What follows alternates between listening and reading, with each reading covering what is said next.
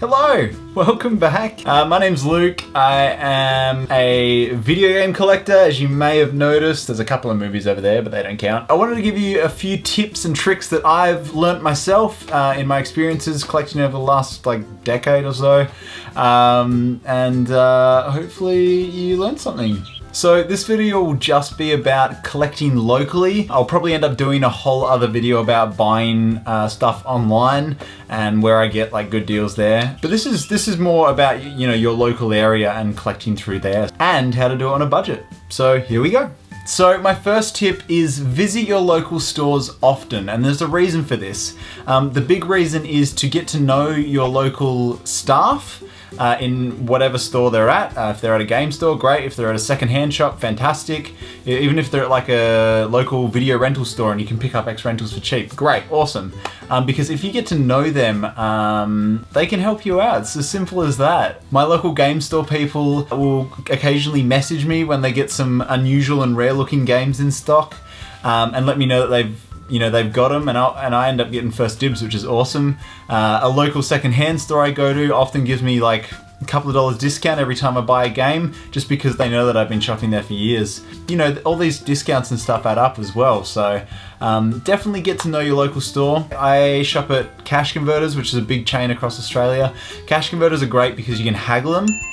You can get the price down. Especially if you're buying a number of items at once, they're usually pretty happy to drop the price a little bit for you. So if you play it smart there, you can save a little bit of money, which is great. My second tip is use Facebook. And the reason I say this is because Facebook has a whole marketplace feature now. There's a lot of local area specific buy and sell pages and a lot of bidding pages as well. I have used local Facebook pages for years. I've got some fantastic stuff on there. A lot of really, really cheap bargains, really cheap. So definitely find some local buy and sell pages and just check them every day or two for video game stuff, and you never know, you can find some great stuff on them. Bidding pages are my personal favorite because they're really easy to snipe. Depending on what the rules are for the bidding page, a lot of them use Facebook's timestamp feature to check who wins the auction.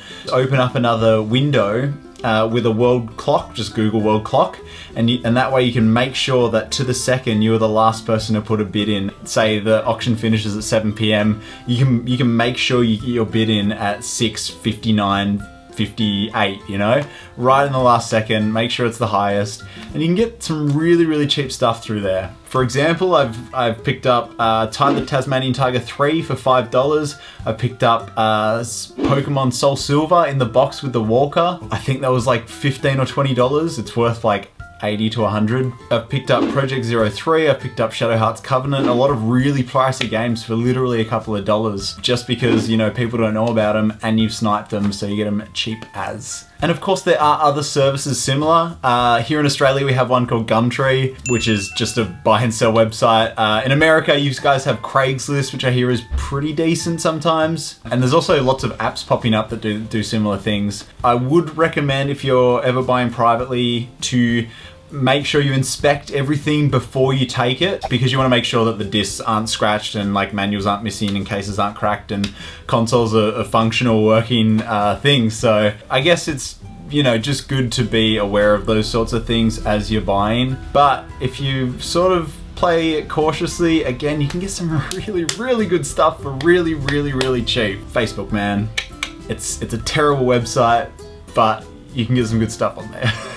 The third thing's advice more than anything, and that is know what you're buying. Know the market, know what games are worth, and know that you're paying the rock bottom price. A good way to do this is by frequenting eBay and just keeping an eye on where games are at, especially ones that you're chasing or ones that you're after.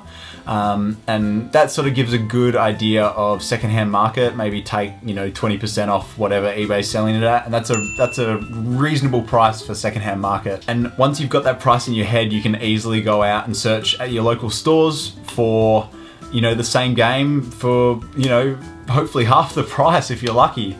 You just got to keep looking. When I go to my local stores, I scan through literally everything they have, everything, and it often pays off. That's where I find all the good stuff. So know what you're buying and know what you're looking for are very important, because you just don't want to blow it on you know, crap. Okay, number 4. And this is probably one of the biggest ones that'll save you money, if done correctly. And it ties in with the last point as well. If you know what you're buying, then start buying and selling. I will frequently buy multiple games for cheap, sell off 1 or 2 of them, and then keep the others. And often the profit that I make on those 1 or 2 will mean super discounted games here, or free games for me, basically. I'll give you some examples. In fact, I just went shopping earlier today, like an hour ago, I got back. And so here's what I did today. So today I went to EB Games, which is our Australian version of GameStop, and they had a buy 2 get 1 free on all pre-owned. So again, use those sales to save money. So I ended up buying Game & Wario for $38, Ultimate NES Remix for $38, and No More Heroes for $28. So No More Heroes was free. Great. So I paid $76 total for the 3 games. But I already have 3 other copies of No More Heroes, so why'd I buy a 4th one? The reason is, I'm gonna sell it on eBay. This should fetch me about $40 back, I'm hoping. So once eBay fees are taken out, it means I will have paid about $40 for these 2 games, which means $20 each, which is an absolute bargain considering eBay was asking double that price basically. So I'm happy to add these 2 to my collection for dirt cheap, and No More Heroes has got to take one for the team. So doing this can be a little bit trickier with stores, but bringing it back to buying stuff locally on Facebook, a lot of people sell bundles. And bundles are fantastic to buy cheap, split up, and make profit, and keep the games, you know, that you wanted for free. I've done it many times. It just depends on you knowing exactly what you're buying in the first place. You got to be smart about it. You got to be sensible about it. Buying and selling is a great way to save money and keep collecting on a budget. But please don't scalp, because scalpers are the devil. And my 5th and final tip is be patient. This means buy new games a few months after release, and I know that really hurts to hear. Sure, splurge on, you know, your favorites, but don't buy everything new. Pre-owned is just as good. Just make sure you check the discs before you buy them, and wait for price drops, sales, discounts, anything like that. If you're really smart about it, you can get stuff for really cheap. And I mean, that's how all this has come about, you know? I haven't spent $1 million here. I buy things for like half the price they're worth. And that's how I've been able to amass so many games without declaring bankruptcy. So I hope this has helped somewhat. Please, if you have any of your own tips, I'd love to hear them. I'm always open to learning about this stuff because, you know, we can all save money. It's always great. And spend it on other things in life. Or more games. Catch you next time.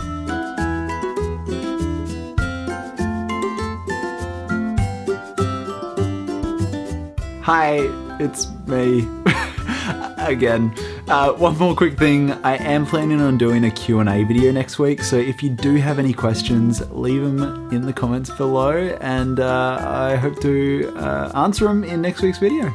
Catch you then.